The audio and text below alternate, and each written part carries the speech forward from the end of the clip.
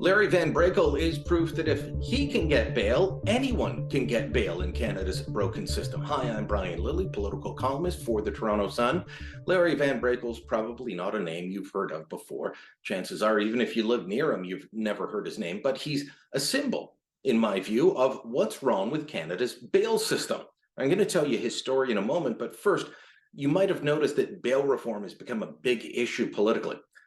Major city police chiefs have said we need bail reform to deal with repeat violent offenders. Big city mayors across the country have done the same.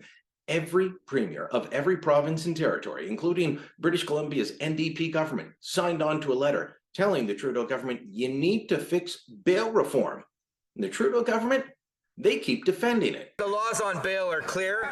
Detaining an accused person is justified only if it is necessary to protect the safety of the public.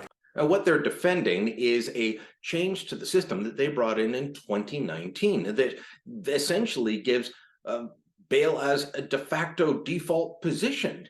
They passed a law called Bill C-75 that called for judicial restraint. I'm going to read to you from part of that law. It tells judges and justices of the peace that they shall give primary consideration to the release of the accused at the earliest reasonable opportunity and on the least onerous conditions.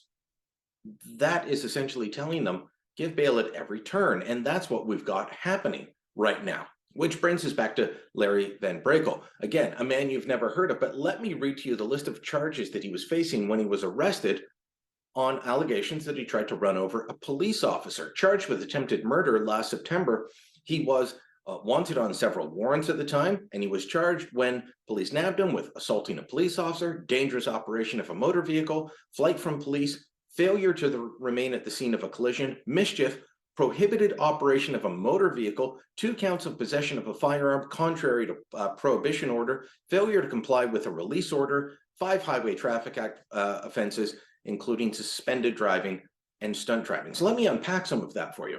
He had a court order against driving a car. He broke that. He had order not to possess guns, but he's got 2 counts of possession of a firearm contrary to a prohibition order. That means he had 2 guns with him when he was arrested. He is in violation, failure to comply with a release order. That means he was either out on bail or out on probation. This is a guy who is not going to listen to any court conditions, and yet justice of the peace gives him bail. Why?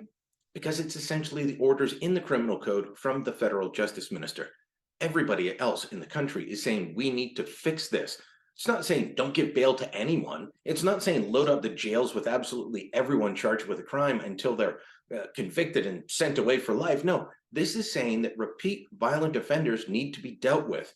We've seen this in the case of Rando McKenzie. He's the man who was charged in the death of the OPP constable, Greg Pierschala, at the end of December. He was out on bail for charges of assaulting a police officer that he committed while breaching his release conditions from time served for armed robbery. Then there's the case just this week of a man named Philip Gray.